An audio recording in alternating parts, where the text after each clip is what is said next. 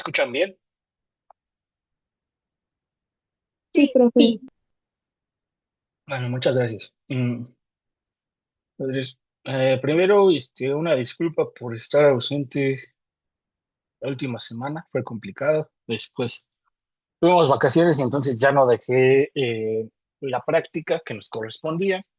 Entonces, entre la práctica que yo pensaba como la práctica 2 y lo que ya entregaron de la práctica uno, voy a agregar, no es como tal una práctica, sino yo reconozco más como un repaso o una aplicación de la teoría que hemos visto hasta el momento. Entonces vamos a ver hoy 5 códigos y mañana un par de ejercicios en R. Bueno, hoy voy a ver R, mañana tal vez vea Python. Igual van a tener la versión de los códigos en R o Python dependiendo qué les guste más. ¿Para qué? Para aterrizar un poco los conceptos que hemos visto sobre los GLMs y cómo aplicarlos. Y por qué llegan a ser importantes cada uno de ellos. Entonces, justamente el tema aquí es tratar de aplicar la teoría a datos reales. La práctica uno, nosotros tratamos de generar datos reales basados en qué?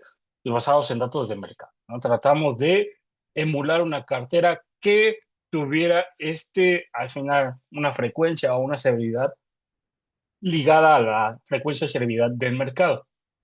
Ahora, no tenemos mucha granularidad de los datos para enfrentarnos a los problemas reales que pasan con los datos.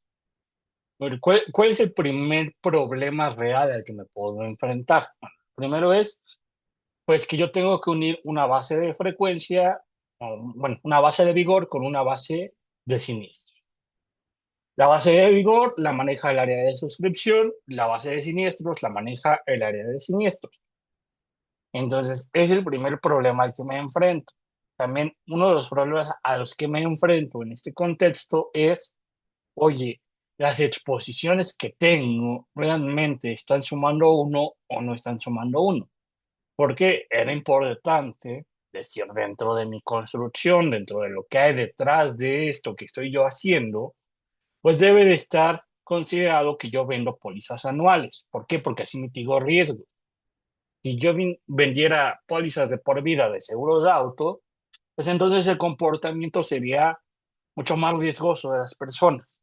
Las personas tienen que tener un aumento de prima para empezar a mejorar en su comportamiento de cómo conducen. Tienen que tener un aumento en su seguro marítimo para empezar a salvaguardar mejor los productos que transportan.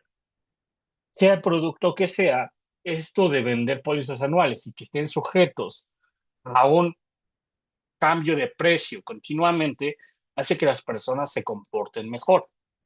Entonces, lo primero que tenemos que hacer es justamente verificación de estas cosas. En general, cuando programo en R, lo que más utilizo es la librería Tidyverse, que es como, yo siento que es la más utilizada, supongo que muchos lo utilizan. Y también algo que hago es dejar todo en una sola carpeta y ubicar ese path en donde estoy trabajando, ¿no? Entonces, esto es ponerlo vía código o como ustedes pueden saber, aquí es el Working Directory y eligen su directorio de. Eso es como que generalmente muchas veces el preámbulo que agrego en códigos de R. Ahora, en este caso también les voy a compartir unos datos de vigor que se componen de esta forma. Número de póliza, ya tienen calculada la exposición y tienen las distintas características por las cuales vamos a estar evaluando el riesgo de los conductores. Oye, ¿sabes qué? Tengo zona, potencia, antigüedad, edad del conductor, combustible, densidad. En general, un primer check que me gusta hacer es decir, mira, yo sé, o por lo menos haciendo una primera vista rápida de los datos, sé que tengo 50.000 pólizas, 50.000 registros, por así mencionar. Ahora, esos 50.000 registros no se convierten directamente en 50.000 exposiciones. ¿Por qué? Por lo que ya discutimos. No necesariamente todas las personas se quedan todo el año conmigo. No necesariamente tengo solo exposiciones de uno. Ya desde aquí yo veo, bueno, tengo una exposición de punto 87, punto 72, punto 90, punto 83. No quiere decir que todas estas sean cancelaciones, como en algún momento lo vimos, puede ser porque estoy tomando una ventana de tiempo distinta. Entonces, ¿a qué me voy con una ventana de tiempo distinta? Bueno, en que puede ser que yo haya vendido ya pólizas desde marzo, voy a decir, de 2020 y todas cumplen en marzo de 2026 su exposición completa, pero puede ser que yo haya tomado como fecha de corte diciembre de 2025 y hubiera empezado a observar datos en enero de 2020. Entonces, esto me va a crear datos censurados. ¿Por qué? Porque va a haber partes de pólizas que estén observables en enero o febrero o marzo de 2026 que por la elección de ventana de tiempo que yo hice, pues no van a estar completas. Entonces, tal vez es por eso que tengo punto 87, punto 90. Tal vez cumplían su última parte del año póliza, en el inicio del año calendario 2026. Entonces, sí, es algo que puede pasar, pero algo que yo tengo que ver de cara ya a la modelación es tener 50.000 registros, tener 50.000 renglones de información, no me implica que tengo 50.000 exposiciones con las cuales trabajar. Si ven aquí nada más tengo 26.000 exposiciones. Baja drásticamente. Y esto es indicio de que es una cartera que tiene mucha cancelación o que tiene mucha suscripción mala, mucha suscripción falsa. ¿A qué voy con suscripción falsa? En general, en seguros, nosotros tenemos lo que se conoce como periodo de gracia. ¿A qué vamos con el periodo de gracia? ¿Sabes que yo hoy puedo ir a la aseguradora que a mí me guste y contratar seguro de auto, seguro de vida, un PPR, seguro de hogar, y decir que me emitan mi póliza? La aseguradora emite mi póliza y yo tengo hasta un mes para pagarlo. Entonces se emite, digamos, está en mi registro y resulta que no pagué. Entonces la aseguradora no debería de contarme a mí como registro, pero muchas veces los sistemas de las aseguradoras no son tan buenos. Entonces sí lo contamos como registro, pero realmente es una exposición que no debería de estar contando. ¿Vale? Entonces ahí hay temas un poco más de cómo funcionan los sistemas propios de las aseguradoras. Entonces no sobreestimemos que ya vamos a tener datos limpios. El mayor problema que ahorita tienen las aseguradoras es que no tienen datos limpios. Que los datos realmente vas a ver que tu base de datos está en un Excel, no es una base de datos, pero así lo registra. O que hay muchas cosas que no terminan de registrar de los formatos de papel que llena la gente a una base de datos. Entonces es un gran problema. Luego tenemos a nuestra base de siniestros. ¿Cómo es una base de siniestros en general? En una base de siniestros va a tener el ID del siniestro, por lo menos, el identificador de número de póliza para poder hacer el join con la base de Vigor, el código de cobertura, que aquí vamos a ver. O sea, yo puedo tener un siniestro, pero ese siniestro lo debo identificar a qué cobertura estoy afectando. Oye, yo choqué y afecté a un tercero. Ah, bueno, tal vez yo afecté nada más a mi cobertura de responsabilidad civil. Oye, afecté a un tercero, pero también necesité atención médica. Entonces afecté dos coberturas, responsabilidad civil y gastos médicos ocupantes. Dependiendo del tipo de siniestro, es la cobertura que yo voy a estar afectando. Ahora, es muy importante saber qué cobertura se está afectando. ¿Por qué? Porque nosotros el análisis que vamos a hacer, cada modelo que tenemos que hacer, lo tenemos que hacer a nivel cobertura. Entonces, yo en autos tengo mi seguro de autos. Dentro de mi seguro de autos tengo a mi cobertura de responsabilidad civil, mi cobertura de robo y mi cobertura de gastos médicos ocupantes. De la cobertura de responsabilidad civil voy a hacer un GLM, solamente para esa cobertura. Para robo también un GLM. Y para gastos médicos ocupantes también un GLM. Entonces, por cada cobertura que yo tenga, lo que voy a hacer es crear un modelo propio para ese cobertura. Entonces, es importante que dentro de mi base de siniestros tenga identificadas cuáles son las coberturas que estoy afectando. Oye, que hay coberturas que tienen un mayor impacto que otras. Claro, si ustedes llegan a ver una póliza o una cotización real de un seguro de autos o de algo que ustedes tengan, van a ver que dentro del desglose, por ejemplo, en autos es muy típico que te digan, oye, ¿sabes qué? Tu prima a pagar va a ser de 7,000 pesos. De esos 7,000 pesos que tienes que pagar, 3,000 pesos son por responsabilidad civil, 1,000 pesos son por robo, 2,000 pesos son por daños materiales, y así te van desglosando la prima. La prima se te va desglosando conforme a la cantidad de coberturas que tengas. Por eso, si tienes un paquete amplio, tienes más coberturas y es más costoso. A que si tienes un paquete básico y nada más tienes pocas coberturas y entonces el costo es menor. ¿Por qué? Porque así tarificamos. Entonces es importante que dentro de cada uno de los bases de siniestros que nosotros tengamos identificada cuál es la cobertura a afectar. Entonces, a ver, dentro de mi base de siniestros yo tengo 5,700 pólizas afectadas. Realmente de esos son 7,500 registros. ¿Puedo tener 7,500 registros y nada más 5,700 pólizas? Sí. ¿Por qué? Porque esto me dice que hay pólizas que tuvieron más de un siniestro o afectaron a más de una cobertura.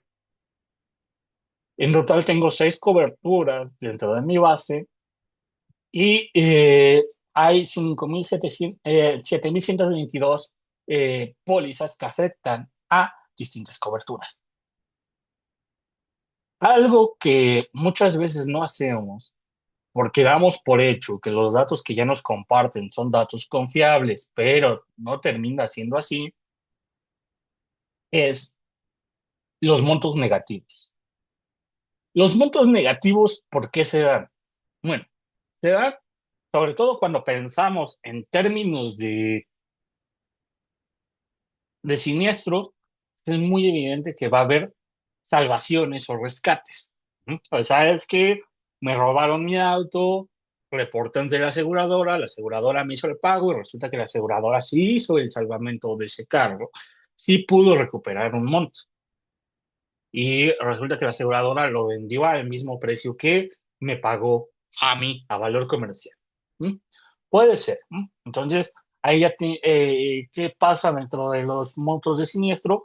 Pues que a veces se va registrando como el último monto. ¿Sabes qué?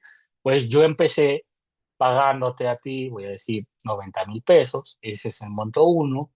Después tuve un salvamento por otros menos 90,000, ¿no? Y resulta que el monto neto pues ya fue de cero. Entonces, en lugar de registrarme los 3 montos, la aseguradora ya nada más me deja este monto, un monto de cero. Y no es que realmente el robo me haya costado 0 pesos, es por la forma en la que estamos registrando, en que sí, hubo un cargo de 90,000 pesos, pero realmente hubo un salvamento.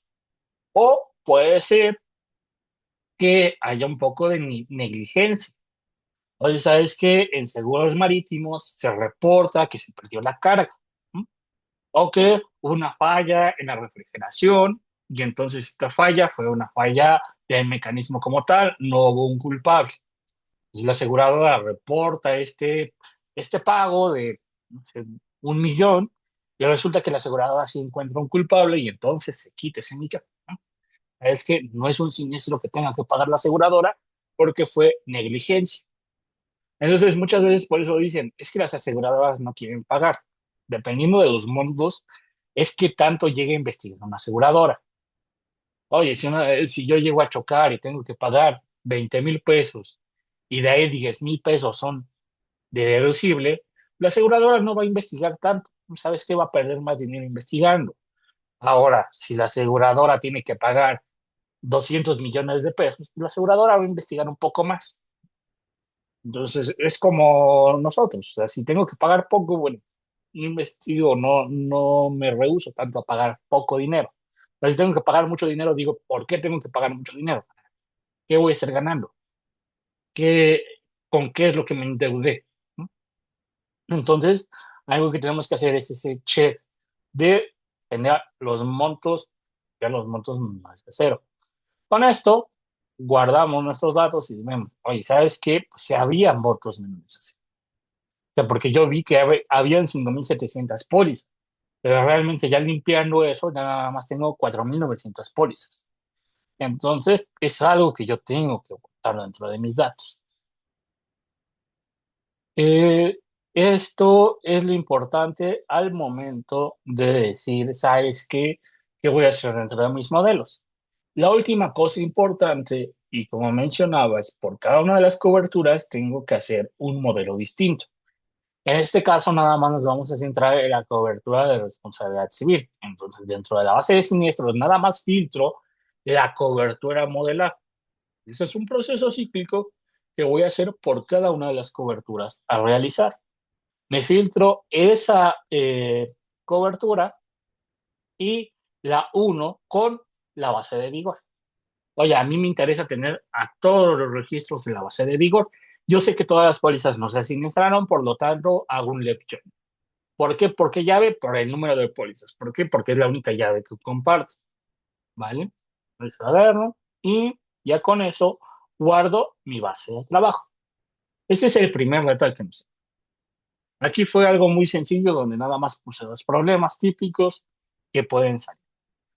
Cada uno de los problemas que pueden salir pues va a depender de la calidad de datos que tenga la compañía de seguros. Oye, si yo puedo dividir el tiempo que uno se gasta dentro de todos estos casos de modelación, pues dependiendo de qué tan avanzado sea el modelo, qué tan maduro sea el proceso, es cuánto te gastas en el tratamiento de datos. Y si es la primera vez que vas a hacer un pricing, generalmente en el tratamiento de datos te tardas un 80% de tu tiempo. Si ya es una recalibración de modelo, te llegas a tardar un 40% de tu tiempo, un 50% de tu tiempo. ¿Por qué? Porque muchas veces tienes que replicar. No, o sea, ¿sabes qué? Yo tengo que volverme a conectar a la misma base de datos y replicar lo mismo que hizo el actuario que estaba antes que yo. Pero resulta que el actuario que estaba antes que yo hizo cambios manuales y no hay manera de llegar a lo que llegó. Entonces, ya desde aquí, algo que es importante es el tema de auditoría. Todo lo que hagan se les recomienda que traten de documentarlo. Oye, no tienes que hacer un markdown, no tienes que hacer una tesis sobre eso.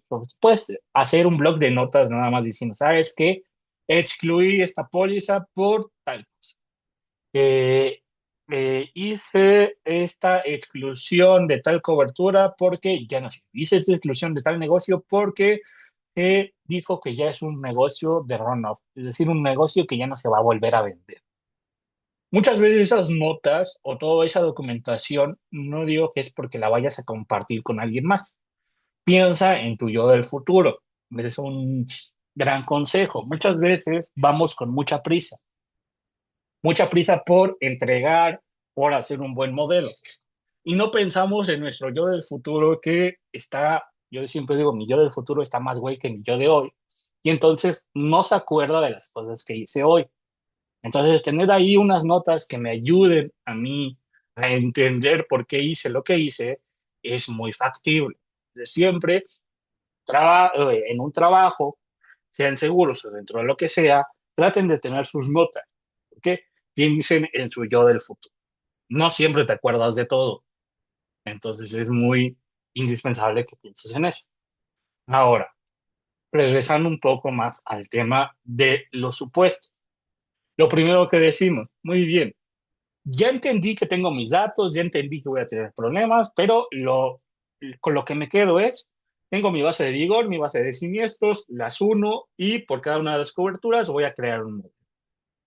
Entonces, ¿qué modelo voy a crear? Lo primero que me dicen es, créate un GLM.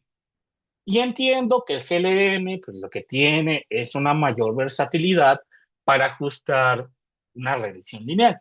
Y no digo, ¿por qué no utilizo como tal una regresión lineal simple? Y ya, bueno, Lo primero que tengo que ver es por qué si utilizar una regresión, bueno, un modelo GLM y no utilizar una regresión lineal simple. Oye, al final estoy ajustando una recta, a lo que sea, pero estoy ajustando una recta. Yo entiendo que cuando hago un modelo lineal, es que lo único que tengo que hacer es poner mi variable dependiente a través de quien se va a explicar y con eso ya obtengo pues, cuáles son tanto el intercepto y cada uno de los valores de cada una de las variables. Ya con eso, pues yo digo, así es mi regresión lineal. Eso es lo que yo aprendí a hacer en estadística y cuando tú me hablas de un GLM, me dices que esta regresión lineal simple que yo aprendí en estadística es un caso concreto. Un caso concreto, ¿cuándo? Mm, ¿Cuándo? ¿Qué? Es que tiene que pasar, uno, que el error aleatorio sea normal, como gaussiano, por mencionarlo, y que la liga sea la identidad. Es decir, si yo hago esta combinación, entonces es como se escribiría una regresión lineal simple. Con este comando yo ya sé que hago una regresión lineal simple, pero también con este comando yo hago una regresión lineal simple. Es justamente lo mismo. Un modelo con error aleatorio normal y sin transformación de la variable aleatoria. Entonces, ya, ¿sabes qué? Estoy haciendo un caso particular de la regresión lineal simple. Ahora, ¿qué ventajas tiene hacer un GLM? Lo primero es la función liga.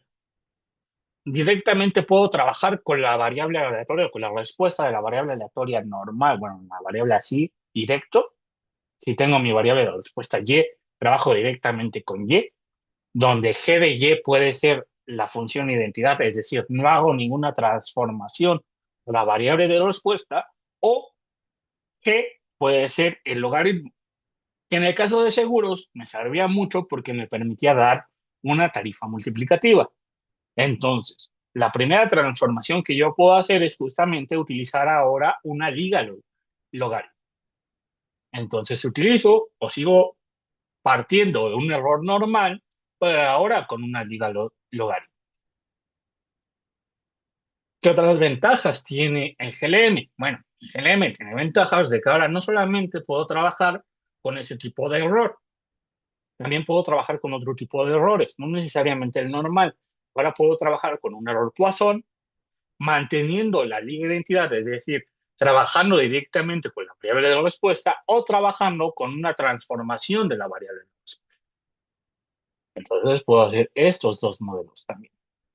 Ahora, ya entendí que tengo esta versatilidad de elegir otro error aleatorio o elegir otro tipo de liga. Pero pues, realmente lo que yo quiero ver es pues, qué me ajusta bien a mis datos. Pero, al final, gracias por darme esto, pero yo me voy a quedar con el modelo que mejor ajuste, ¿no? O sea, entonces, cuando veo que ajusto un modelo normal, un modelo con error normal, pero liga identidad, pues ajusto esta línea roja. O cuando ajusto un modelo normal con liga logaritmo, pues obtengo una línea de este tipo.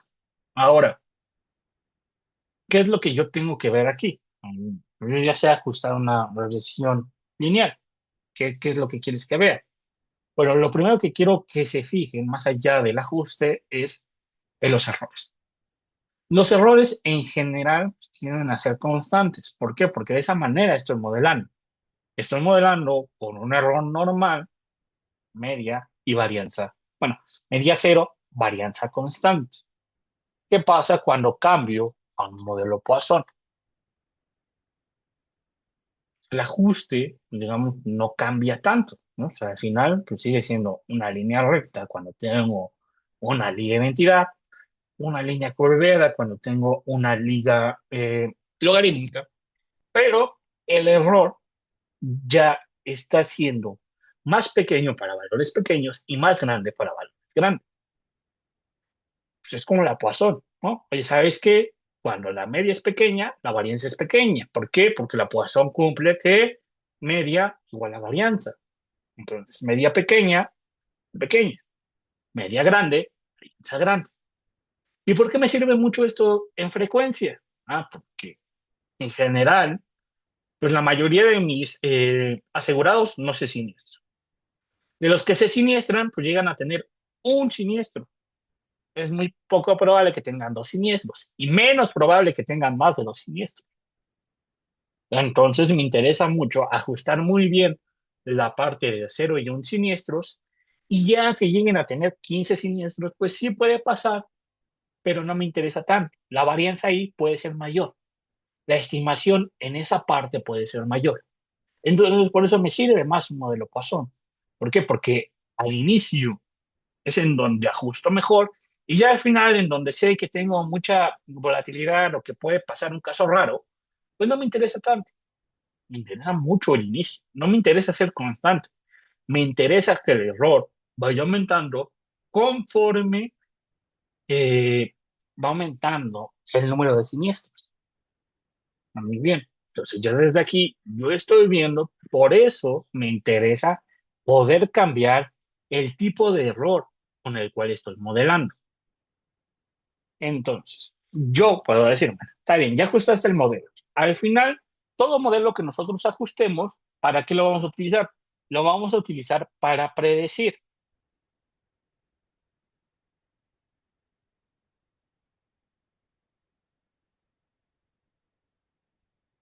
A ver, denme un segundo, por favor.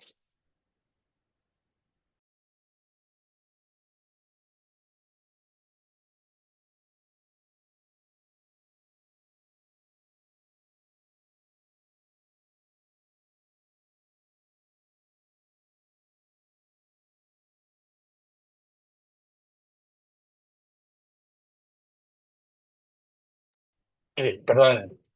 Entonces, como yo todos los datos que voy a utilizar los voy a utilizar para predecir, siempre tengo que decir, bueno, ¿cuáles son los datos que tengo?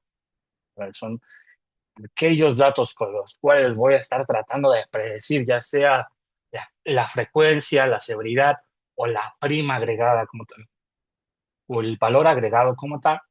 Entonces voy a decir, bueno, a partir de las características del asegurado, voy a tratar de dar una predicción, voy a tratar de decir, tú tienes una baja frecuencia, tú tienes una alta frecuencia.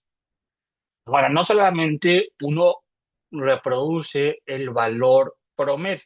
Al final, yo sé que mi regresión siempre me da respuesta al valor medio. ¿No? Y sabes que E de Y condicionado a los valores de X. Eso es lo que me da respuesta. ¿No? Sabes que pues esto es igual a un beta cero más un beta uno por un X uno más bla, bla, bla. ¿No? Y esto más un error que yo ya sé que puede ser, ya sea Poisson o normal, en este caso. Pero al final estoy dando una respuesta promedio. Es decir, estoy diciendo, esa es mi respuesta promedio. Ahora, con un modelo no solamente obtengo la respuesta promedio, también obtengo cuáles son los errores que tengo en base a esa respuesta promedio que yo estoy dando. Entonces, ahorita, o cuando se trata de decir, cuál es el tipo de error aleatorio que voy a estar considerando, pues tengo que ver, y realmente dentro de mis datos, el error que estoy capturando va acorde a lo que estoy modelando o no va acorde a lo que estoy modelando. Entonces quiero ver si esa captura de errores es buena o no es buena. Entonces, veo mis errores, calculo a ese cuantil y lo voy a ver todo en 13. Entonces, lo primero es graficar mis datos. Aquí vean, nada más tengo como que el plano XY, en donde tengo mi conjunto de puntos, lo mismo que estábamos viendo. Veo cuál fue el ajuste que di, veo cuáles son sus intervalos, por así mencionarlo. Vamos a ver, ese es el ajuste de una regresión lineal simple. Esos son los errores que tiene la regresión lineal simple, que son errores constantes. ¿Y qué tengo que visualizar aquí? Bueno, cómo se van comportando los errores de cada uno de los puntos. Vean, al final, lo que yo realmente estoy haciendo es ajustar el valor promedio, pero a través de ese valor promedio siempre tengo una normal donde los errores están quedando ahí. A veces esto es insuficiente. ¿Por qué? Porque tal vez aquí tengo menos error que acá. Entonces, ajustar una revisión lineal simple me sujeta a siempre tener varianzas constantes. Y no todos los datos reflejan esto. Esto también lo puedo hacer a través del modelo Poisson. Ajusto las predicciones y veo cómo se comportan los errores.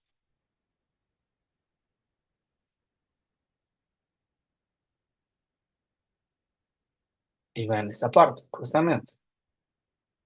Aquí, conforme yo voy creciendo en la predicción, voy creciendo en media, va abriéndose la varianza. Pero para valores pequeños tengo una varianza muy pequeña. Entonces, aquí justamente esto me sirve para decir, bueno, cuando voy a predecir que una persona no tiene siniestros, estoy muy certero de que no tiene siniestros. Que tiene un siniestro, también estoy muy certero de que no tiene, tiene un siniestro.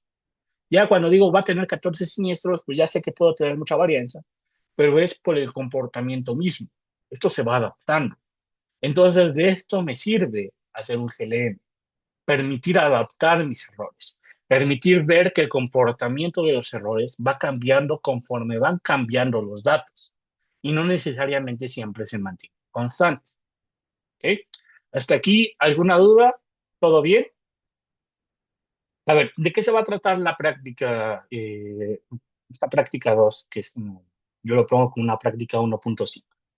La práctica 1.5 es yo revisar los códigos con ustedes, ponerles algunas dudas, bueno, cuestionarlos acerca de cómo funcionan los códigos y hacer que hagan algunos ejemplos teóricos que puedan aterrizar algunas ideas. Entonces, también ustedes van a tener que correr estos códigos, ya sea dentro de R o Python, lo que ustedes elijan, pero el chiste es que también ustedes puedan replicar lo que yo estoy haciendo. Entonces, si tienen dudas, con gusto pregunten, porque si luego te complica más. Entonces, hasta aquí, ¿alguna duda? ¿Todo bien? Todo bien. Nada más, ¿estos códigos están en en el Drive? Los voy a subir a Git, Ah, ok, gracias. ¿vale? Entonces, esto es el tema de por qué utilizar un GLE. Después viene el tema de exposición. Cuando decimos el tema de exposición, yo espero que piensen en dos cosas. La primera es, cada póliza cuenta distinto porque no todas las pólizas estuvieron conmigo el año completo. Y también el tema del famoso offset que vimos en concreto, que es esta reponderación para decir, bueno, yo sé que no todas valen uno, pero a todas las quiero evaluar como si valieran uno. Es decir, yo sé que tu póliza que duraste 6 meses y tuviste un siniestro, si hubieras durado y siendo lineales un año, pues hubieras tenido dos siniestros. Entonces tu riesgo es más grande que una póliza que duró conmigo todo el año y nada más tuvo un siniestro. Que los riesgos sean proporcionales, ¿no? Que los riesgos todos se evalúen bajo la misma línea. ¿Cuál línea? De todos durar un año. Entonces, ¿por qué es importante esto de que todos duren lo mismo? Bueno, ¿qué pasaría si no consideramos esto? Entonces, tendríamos distintos escenarios. ¿Cuáles son esos distintos escenarios? El primer escenario que tendríamos es, bueno, vamos a suponer que nunca tenemos cancelaciones. Entonces, yo tengo una cartera de 20 años que nunca tiene cancelaciones, pero sí hay siniestros. Y el periodo de siniestralidad va alrededor de cada 1000 días. En promedio, una póliza se siniestra cada 1000 días, o por así decirlo, la probabilidad de que tenga un siniestro es de un tercio cada año. Entonces, voy a simular 1000 pólizas. 1000 pólizas que van a estar activas durante esos 20 años de observación que yo voy a estar dando.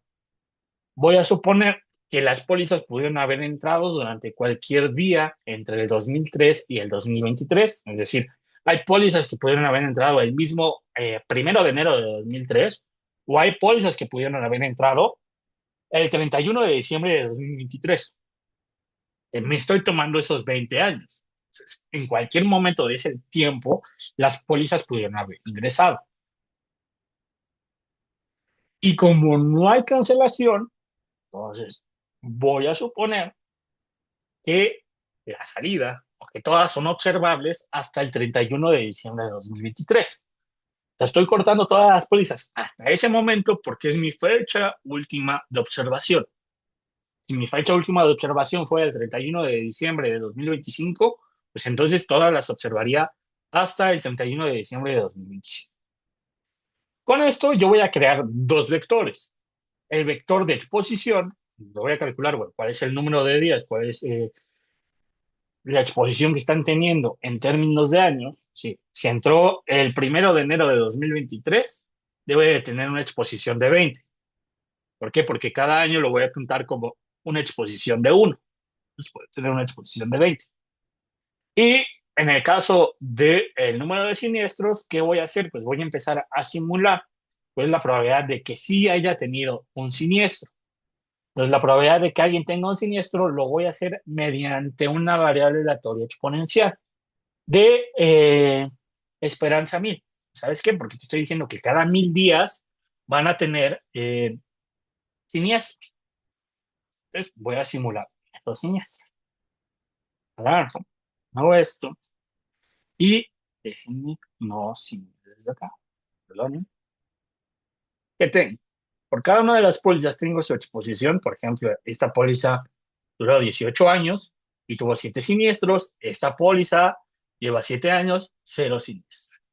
8 años, 4 siniestros. Tengo distintos comportamientos. Entonces, implícitamente, ¿qué estoy esperando? Implícitamente estoy esperando que la frecuencia sea de 0.36. ¿Por qué estoy esperando que la frecuencia sea de 0.36? Bueno, porque estoy diciendo que cada 1000 días van a tener un siniestro. Entonces es un tercio de probabilidad de que tengan un siniestro en un año. Muy bien.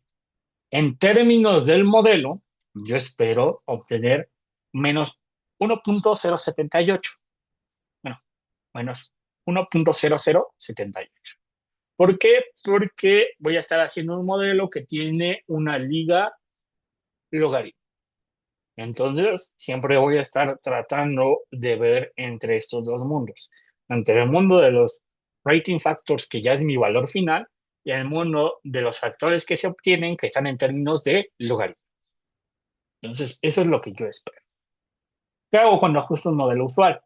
Bueno, si yo ajusto un modelo usual, digo, ¿sabes qué? Dentro de mi modelo de frecuencia, yo quiero ajustar el número de siniestros en términos de qué? En términos del logaritmo de la exposición. Ah, muy bien. Entonces, cuando veo esto en términos del logaritmo de la exposición, veo mi intercepto es de menos 1.03 y el logaritmo de la exposición es 1.01. Este menos 1.03 es decir que el modelo me está tratando de recalibrar todo a lo esperado, a el número de datos que tengo. El 1.01 me está diciendo, ¿sabes qué? Entre más exposición estás teniendo, entre más años tiene la póliza, pues más siniestros vas a tener. Lo cual tiene sentido, porque si yo digo que cada siniestro sucede cada 1000 días, entre más días yo tenga, pues más probabilidad de tener siniestro voy a tener. Entonces, eso me lo está capturando bien.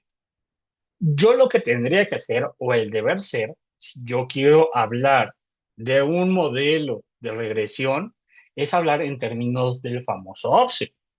¿Qué va a hacer el offset? Bueno, el offset lo que va a hacer es recalibrarme todo. ¿Recalibrarme todo a qué punto? Al punto en el que yo pueda interpretar lo que está diciendo. Oye, ¿sabes qué? Dentro de la exposición, una póliza normal tiene la probabilidad de un tercio de siniestrarse. Ahora, si tú consideras a la exposición como una variable, esa, esa probabilidad va incrementando en un 1% conforme va incrementando un año de exposición.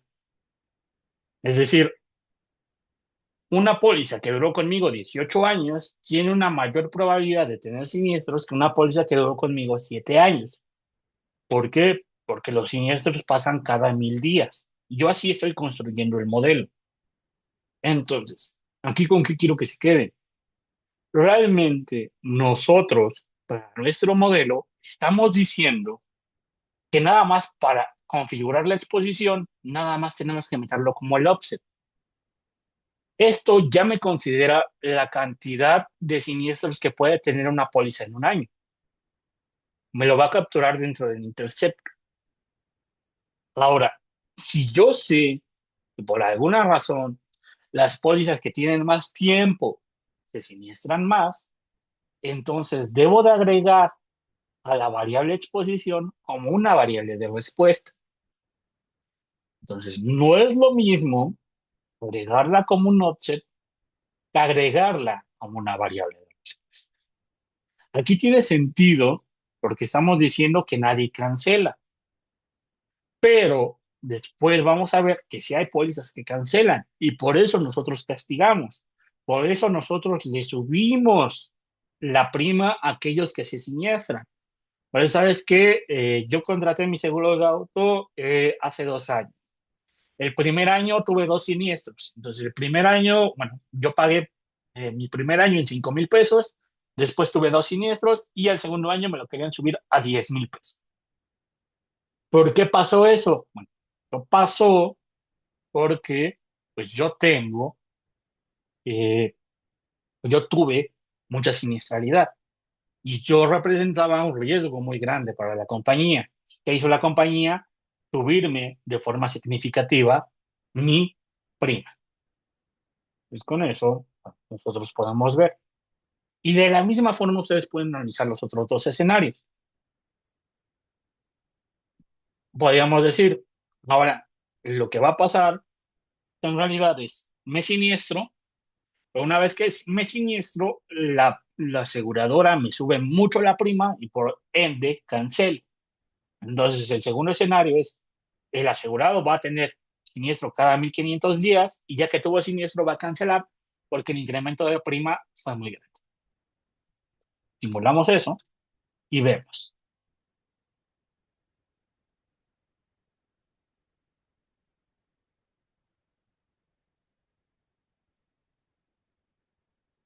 Y aquí, déjenme ver, porque